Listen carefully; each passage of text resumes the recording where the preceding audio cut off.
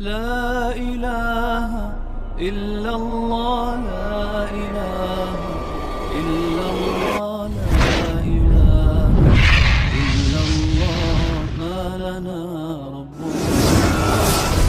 Baik ya, jemaah yang dirahmati Allah Subhanahu wa taala. Alhamdulillah, segala puji bagi Allah yang telah memberikan berbagai kenikmatan kepada kita, wabil khusus kenikmatan iman dan sehat serta kesempatan yang Allah berikan kepada kita, sehingga malam ini kita bisa kembali berkumpul menikmati lezatnya hidangan Allah Subhanahu wa taala. Tidak ada yang lebih lezat untuk kita dengarkan, kita perhatikan, melebihi kelezatan Al-Qur'anul Karim. Ya, maka perlakukan Al-Quran dengan sikap yang sebaik-baiknya dari tilawahnya, ya, tadabburnya, ya, pemahamannya, pengamalannya. Lakukan yang terbaik untuk Al-Quran, ya, maka dijamin kita semuanya akan diberikan syafaat oleh Al-Quran. Syafaat itu pertolongan, penyempurna dari kekurangan-kekurangan kita. Di dunia Al-Quran ini juga sudah memberikan kebaikan bagi kita, manakala kita praktekkan dalam kehidupan. Banyak keberkahan dan kebaikan yang pasti akan kita peroleh, pasti. Innallaha la yukhliful mi'ad. Allah tidak pernah mengingkari janjinya. Keuntungan yang kedua adalah kita akan diberikan kebaikan, syafaat dan kemuliaan di yaumil qiyamah kelak. Iqra'ul Qur'an, bacalah Al-Qur'an. Fa innahu ya'ti yaumal qiyamah syafi'an li ashabi. Karena sesungguhnya Quran, bacalah Quran, karena Quran akan memberikan syafaat di hari kiamat kelak. Jadi Quran ini akan terus memantau kita, bukan berhenti di dunia saja. Di alam kubur kita juga akan diterangi Al-Quran, karena kita baca di dunia. Jadi energi dan suara yang kita keluarkan itu nggak hilang, nggak akan hilang, ya. Dari ilmu fisika pun juga demikian. Jadi suara yang kita lantukan itu nggak hilang, ya. Jadi akan terus berputar-putar. Nah, apalagi kita yakini bahwa ada malaikat Raqib dan Atid yang selalu mencatat kita. Nggak akan hilang itu. Nggak akan terdelete atau hang atau enggak. Kalau komputer kita sekalipun harganya mahal, ada kemungkinan hang enggak? Ada kemungkinan hang enggak? Ada kemungkinan hang, triple dan lain sebagainya. Tapi malaikat Raqib Atid enggak pernah. Ya. Maka ini kita perhatikan. Ya, supaya kita terus semangat, ya. Berta'amul dengan Al-Qur'an, berinteraksi dengan Al-Qur'an, dan enggak ada bosan-bosannya.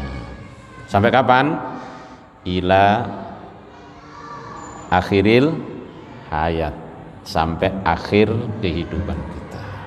Usahakan nanti yang akan keluar, ya, tatkala nazak, tatkala sakaratul maut itu yang keluar ayat-ayat Al-Quran. Karena kita sudah biasa. Betapa banyak orang yang ketika baca Al-Quran terus kemudian dicabut nyawanya, ada nggak? Banyak sekali. Karena dia memang hobinya baca Quran. Dan sebaliknya, berapa banyak orang yang sakaratul maut sedang menenggak minuman keras. Kenapa? Hobinya minum-minum. Mohon maaf ya, saya jelaskan supaya kita. Betapa banyak orang yang meninggal, mohon maaf, sedang berzina. Ada nggak? Banyak. Ya, di hotel-hotel itu yang biasa untuk melakukan perzinahan seperti itu banyak sekali ditemukan. Kenapa? Karena hobinya seperti itu. Makanya hati-hati. Nanti akan kebayang tatkala sakaratul maut itu, yang kebayang apa yang biasa kalian lakukan. Hobinya apa? Itu yang akan kebayang nanti. Insyaallah. Khawatir nggak kita? Khawatir. Kalau kita hobinya membaca Quran, senang dengan Al-Quran itu nggak ada paksaan, pokoknya senang aja. Nantinya akan menemani kita dari sakaratul maut sampai di alam barzah sampai di akhirat kala Al-Quran. Itu tadi yang saya sebut hidangan yang paling lezat, tidak hanya berhenti di dunia saja, sampai di alam kubur, sampai di akhirat kala akan menemani kita. Insyaallah. Baik, sekarang mari kita sama-sama membaca penjelasan dari ayat-ayat tadi yang kita baca. Ayat yang kita baca tadi.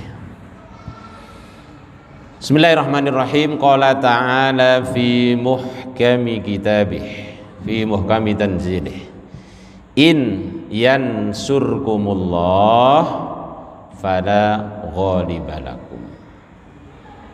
Jika Allah telah menolong kalian, ya, in yansur, jika menolong, kum, kepada kalian semuanya, Allahu Allah, tapi kalau bahasa Indonesia kan jadinya jika Allah menolong kalian semua.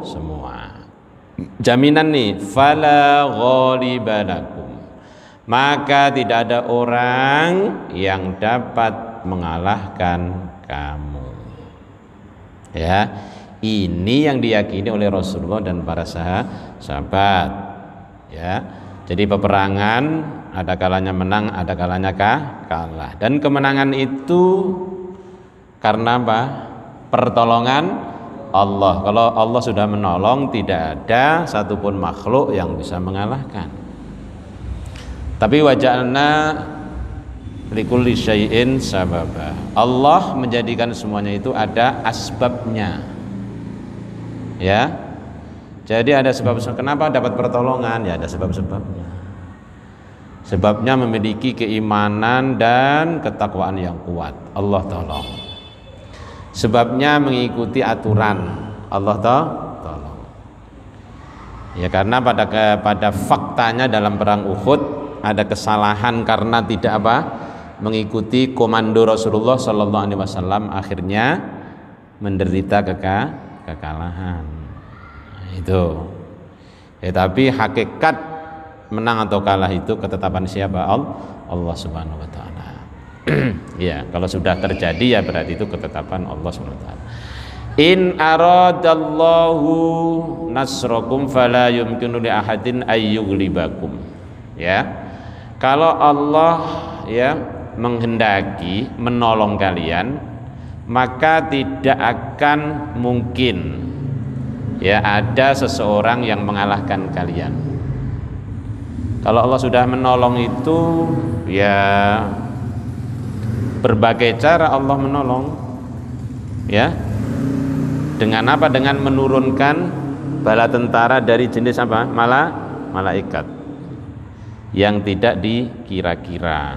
Nah, itu dalam perang Badar kan demikian, ya. Jadi caranya itu tidak seperti kita. Kalau kita caranya sangat terbatas, tapi bagi Allah itu apa saja bisa menjadi pasukan-pasukan Allah Subhanahu wa taala.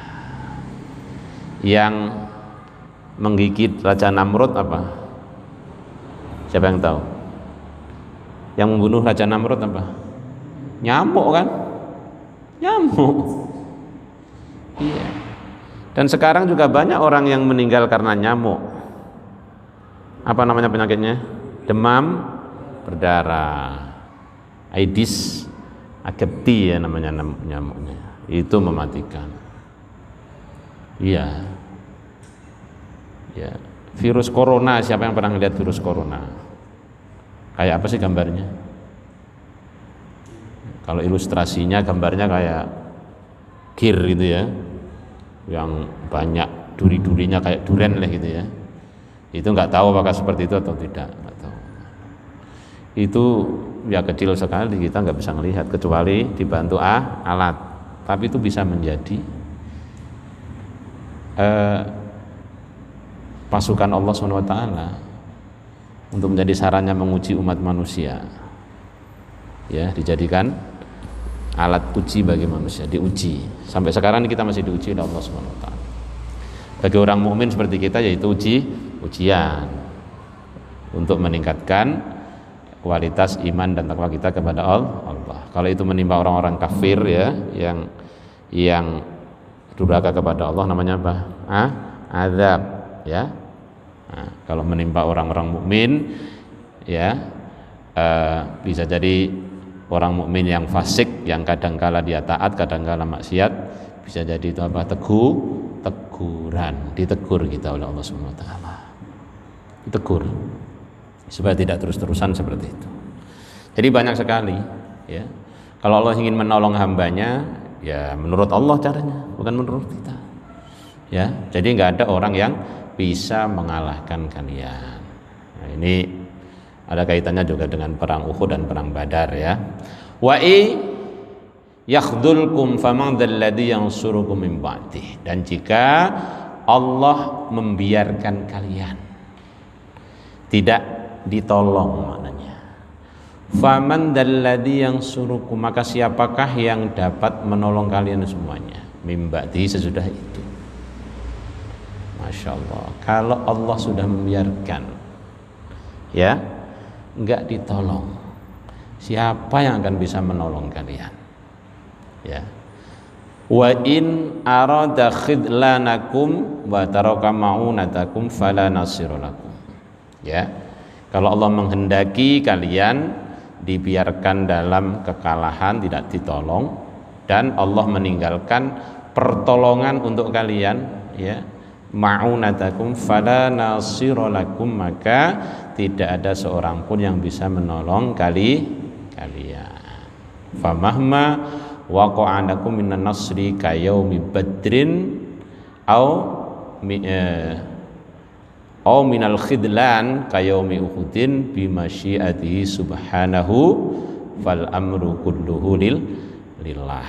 Maka apapun yang mengenai kalian ya, minan nasri, dari pertolongan, contohnya kayaumi badrin, seperti perang Badar, kaum muslimin mendapatkan apa? Kemenangan. Perang Badar kubro ya. Nah, aw minal khidlan ya, atau khadlan ya, atau dari kekalahan ya, artinya dibiarkan, tidak ditolong ya. Seperti apa? Kayaumi Uhudin, seperti yang terjadi pada perang Uhud. Bimasyiatihi subhanah, itu karena apa? Masyiahnya Allah SWT, kehendak siapa? Allah. Jadi ujung-ujungnya kehendak Allah. Jadi memang banyak rahasia di balik dua kejadian itu ya. Makanya di dalam perang Uhud, tatkala kaum muslimin mendapatkan kekalahan itu, kemudian ya tidak boleh mencela siapapun. Apa rahasianya? Ternyata orang-orang kafir Quraisy, musyrikin Quraisy yang turut terlibat dalam perang Uhud, banyak yang masuk Islam. Bahkan panglima perangnya siapa namanya? Khalid. Kok nggak inget banget sih antum ditanya? Khalid bin Walid menjadi panglima perang orang kafir Quraisy, musyrikin Quraisy. Akhirnya masuk Islam, dan tatkala menjadi panglima perang dalam barisan kaum muslimin, dia juga menjadi singa padang pasir yang sangat ditakuti karena memiliki kecerdasan di atas rata-rata dalam mengatur strategi peperangan ya, di medan pertempuran. Termasuk Abu Sufyan ya, Hindun ya. Hindun adalah seorang perempuan yang sangat bengis, yang bunuh siapa? Hamzah, paman siapa? Rasulullah. Dan pembunuhannya kecil sekali, diambil jantungnya, dimakan. Insyaallah ya. Bengis enggak? Sadis enggak? Sadis sekali. Perempuan lagi ya. Kalau laki-laki masih agak wajar-wajar, pantas gitu. Perempuan. Tapi biidnillah akhirnya masuk Islam. termasuk Wahsy. Sudah rezekinya luar biasa dalam Islam. Akhirnya masuk Islam. Berbalik. Masya Allah. Itu rahasia Allah Subhanahu wa ta'ala semuanya. Ya. Insya Allah ya. Fal amru kulluhu lillah. Ya. Semua urusan itu kulluhu lillah. Semuanya milik siapa? Allah. Terjadi atas izin siapa? Allah Subhanahu wa ta'ala. Ya, kemenangan dalam perang Badar juga itu atas izin Allah. Kekalahan dalam perang Uhud terjadi juga karena ketetapan, sudah ditetapkan. Insyaallah. Jadi fal amru kulluhu lillah. Segala urusan itu milik Allah Subhanahu wa taala. Biyadihil izzah wan nusrah wal idlal wal khidlan. Ya, ada pada kekuasaan Allah, pada tangan Allah, ya, al-izzah. Izzah itu kemenangan, harga diri. Wan nusrah dan pertolongan, wal idlal wal khidlan, kekalahan dan pembiaran. Ada yang dibiarkan, tidak ditolong. La ilaha illallah, la ilaha illallah, la ilaha illallah, ma lana rabbuna. Khidlan namanya. Jadi tidak dapat pertolongan. Jadi kebalikan daripada nusrah. Kalau nusrah itu ditolong. Dari kata nasara yang suruh nasron, nusrah berarti pertolongan. Kalau khidlan itu artinya sebaliknya, tidak ditolong, dibiarkan. Paham? Fahimtum? Insyaallah. Keterlaluan kalau nggak paham ya, sudah ditartilkan penjelasannya masih juga nggak paham. Berarti antum jiwanya nggak di sini. Ya, jadi fisiknya di sini tapi pikirannya melayang-melayang, itu juga nggak akan bisa seperti itu. Antum kuliah, belajar, nyantri dimanapun, kalau pikirannya melayang kemana-mana, waktu ngaji nggak bakalan pinter. Kalau ngaji di sini datang, hadirkan seluruh potensi, ya. Jadi fisiknya datang, fisikalnya, jiwanya juga datang, ruhiyahnya datang, pikirannya datang. Jangan badannya di sini, fisiknya di sini, tapi pikirannya kemana-mana, nggak nyambung. Jangan sembung naik ojek, nggak nyambung cek, ya, nggak nyambung seperti itu. Dimanapun antum seminar, antum belajar, ngaji segala macam, hadirkan semuanya. Apalagi yang antum hadapi adalah Al-Quran. Kalau antum kemudian datang di sini tapi pikirannya kemana-mana, termasuk berakhlak buruk terhadap Allah Subhanahu wa taala. Hati-hati. Ya, karena kita itu mukhatab, Allah mutakallim, Allah yang berbicara. Kita hanya nyampein saja ini pembicaraan Allah Subhanahu wa taala. Ya. Nah, kita semuanya antum itu mukhatab, artinya orang yang diajak bicara. Yang ajak bicara siapa? Ya Allah. Karena kita sedang baca Quran itu hakikatnya apa? Berdialog dengan siapa? Allah Subhanahu wa taala. Paham? Insyaallah. Jadi hadirkan semua potensi, fokus segala kemampuan dan pikiran kita, hadirkan tatkala kita murojaah, nambah hafalan, yang ngaji seperti ini. Jangan setengah-setengah. Nanti kalau setengah-setengah dapatnya juga setengah-setengah.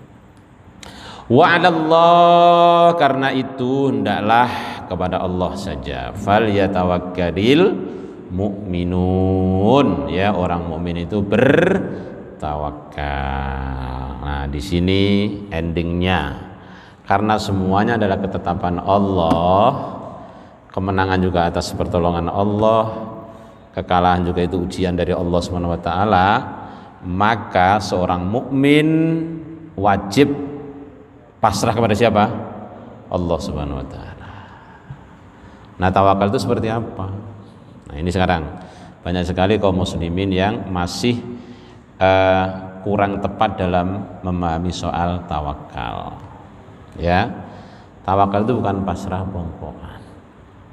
Tawakal itu disertai dengan apa? Ikhtiar. Jangan diam begini, zikir terus. Nanti juga akan datang emas sekarung dari langit yang jatuh. Enggak ada seperti itu. Kalau antum seperti itu di hadapan sahabat Umar, sikat langsung antum, ditendang langsung antum. Ya, artinya dinasihati dengan keras, bukan ditendang-tendang pakai kaki, bukan. Pasti dinasihati dengan nasihat yang sangat keras. Enggak boleh seperti itu. Harus ikhtiar. Kepengen lancar hafalan, diem aja lancar enggak? Ngobrol terus lancar enggak? Lihat HP terus lancar enggak? Enggak bakalan lancar. Ada ikhtiar. Ini contoh yang langsung saya sampaikan kepada antum. Ya, jadi ada ikhtiar. Ya, untuk mendapatkan kemenangan dalam peperangan juga harus ikhtiar. Diatur sebagian rupa strategi, ya, bagaimana menempatkan pasukan, bagaimana mendahulukan yang harus didahulukan, bagaimana menempatkan barisan di front terdepan, kanan, kiri dan sebagainya, itu ada aturannya. Kalau itu dilanggar, menang enggak? Ya enggak. Ya, satu saat ada sahabat yang bertamu di rumah Rasulullah, bawa unta. Ya, ditanya, lah untamu mana? Kamu kesini bawa apa? Bawa unta ya Rasul. Mana untamu? Saya biarkan, saya pasrahkan kepada Allah. Tawakal. Akhirnya oleh Rasulullah dinasihati. Tawakal bukan seperti itu. Ikat dulu untamu baru serahkan. Kunci dulu motormu kalau sekarang begitu. Gembok dulu di depan, jangan hanya satu. Wah, enggak usah, saya serahkan, enggak dikunci. Sementara sudah diintai sama calon malingnya itu. Itu masuk ke hipermat, enggak ada 5 menit tuh, 3 menit. Itu mau dulu raib motornya. Banyak kan yang seperti itu? Banyak sekali. Itu gambaran atau ilustrasi tawakal. Kunci dulu, baca bismillah juga tentu ya, sebagai doa minta pertolongan sama Allah. Gembok juga. Baru pas. Ya kelas kita memang kelas begitu. Bukan kelas waliullah yang penuh dengan karomah atau karamat, tidak. Ya masih dengan cara atau usaha ikhtiar yang memang sesuai dengan syariat. Ya. Ya bisa saja orang yang sudah sangat dekat kepada Allah Subhanahu wa taala tanpa diikat, tanpa apa, karena dia sudah luar biasa. Ya. Bisa saja seperti itu. Ya. Tapi itu tidak berlaku untuk umum. Umumnya orang kalau mau tawakal itu apa? Ikhtiar, usaha. Mau pinter belajar. Mau pinter enggak belajar ya enggak pinter-pinter. Ya. Wa 'alallahi falyatawakkalul mu'minun wa 'alallahi wahdahu, ya. Falyalja wal ya'tamid al mu'minun, ya. Ya, dengan Allah, ya, wahdahu dengan sendirinya, ya. Hendaknya hanya dengan Allah, ya. Jadi seorang mukmin itu, ya, berpegang teguh, hanya bertawakal, ya, masrahkan diri sepenuhnya kepada Allah Subhanahu wa taala. Jadi gambaran tawakal itu seperti tadi, jangan salah. Disertai dengan apa? Ikhtiar. Kita biasanya bilang doa dan usaha, apa usaha dan doa biasanya? Usaha dan doa. Sekarang kita balik. Doa dan usaha. Jadi setiap melakukan sesuatu yang baik diawali dengan apa? Bismillah. Itu kan doa, menyebut nama Allah. Kullu amrin dibalin la yubda'u fi bismillah fa huwa aqta' atau kama qala Rasulullah. Segala sesuatu perkara yang baik yang tidak disertai dimulai dengan bismillah fa huwa aqta' atau ajdam. Ya. Jadi itu adalah perbuatan yang terputus kebaikannya. Walaupun itu baik tapi terputus berkahnya, kan enggak mau kita kan. Nah, makanya baca bismillah. Di doa. Mau masuk WC doa supaya diselamatkan, karena WC itu tempat kotor. Mau keluar juga doanya gimana? Mau keluar dari WC doanya gimana? Ghufranak. Kalau masuk WC doa kan Allahumma barik lana fima razaqtana. Sembarangan aja. Gimana coba? Masuk WC. A'udzubika Masya Allah, antum sampai lupa itu kebangetan. Itu tendang kalau lupa itu. Udah kebangetan lah, doa-doa enteng-enteng itu masih lupa, kebangetan. Ya, Masya Allah. Doa-doa yang ringan itu sunnah. Itu min sunani Rasulullah sallallahu alaihi wasallam. Kalau mau makan lupa lagi. Ya, gimana ini? Allahumma barik lana fima razaqtana wa qina adzabannar. Atau minimal bismillah. Ya. Doa mau tidur sekarang coba. Alhamdulillah. Bangun tidur.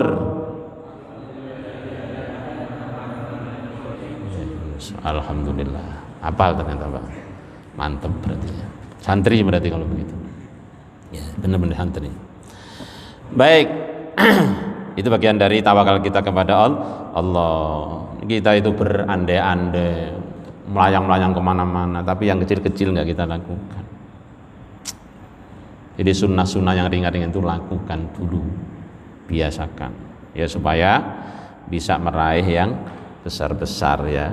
Karena hal-hal yang ringan kita biasakan, sehingga Allah akan tambahkan hikmah itu kita untuk bisa melakukan hal-hal yang lebih besar. Makanya jangan disepelekan itu. Amal-amal yang ringan itu bisa jadi menyebabkan Allah ridho dan kita masuk surga. Kita lanjutkan, wa ma kana li nabiyyin ayyagul, ya. Masya Allah, tidak mungkin seorang nabi berkhianat, ya. Ya, kenapa ada ayat turun seperti ini? Dalam sebuah riwayat ya dari Ibnu Abi Hatim yang meriwayatkan dari Ibnu Abbas berkata, ayat ini turun terkait dengan sebagian sahabat yang kehilangan selimut sutranya ya pada waktu perang Badar. Lalu mereka berkata, mungkin Rasulullah yang nyimpan atau yang ambil. Mungkin, kan masih mungkin. Ya. Kemudian Allah ingatkan itu semuanya. Ya, bahwa Nabi nggak mungkin berkhianat. Kalau kita ya bukan Nabi masalahnya kita. Jangankan Nabi, ulama juga enggak. Ya apa kita? Ya mudah-mudahan jadi orang-orang soleh ya, yang punya kemampuan jadi ulama, ya jadilah ulama yang baik, yang husn.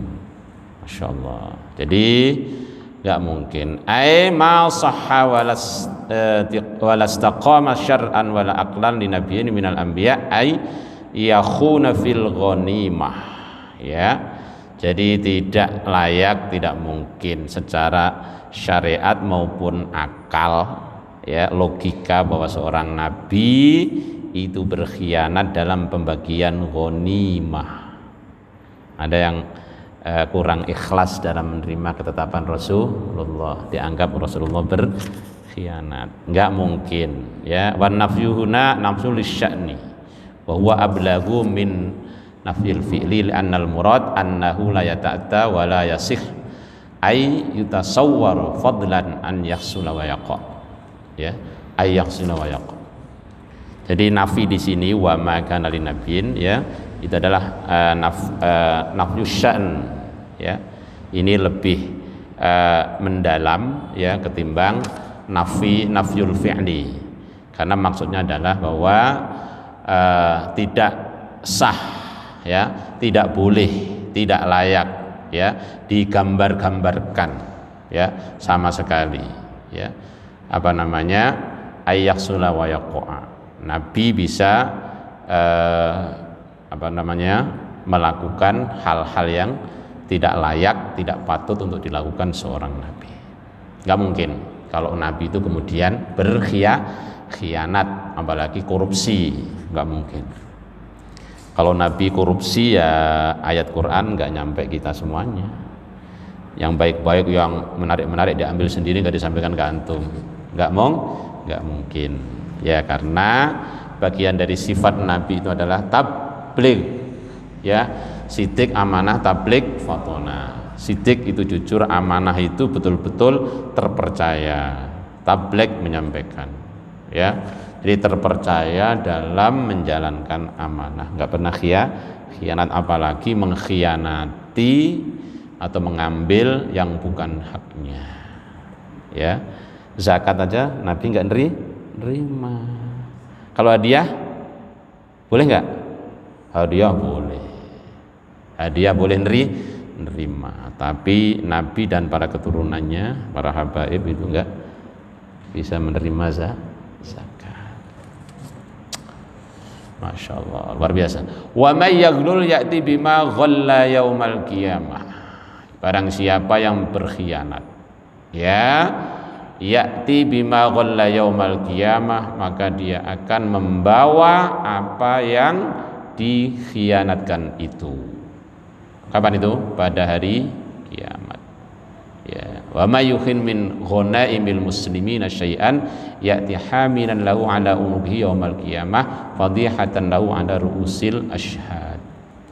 Barang siapa berkhianat, mengkhianati, mengambil yang bukan haknya dari ghanimah kaum muslimin, maka nanti di yaumil qiyamah dia akan datang membawa ghanimah yang dia ambil yang bukan haknya itu, ala unuki, di atas lehernya. Ini bagian dari balasan yang kuntan akan diberikan.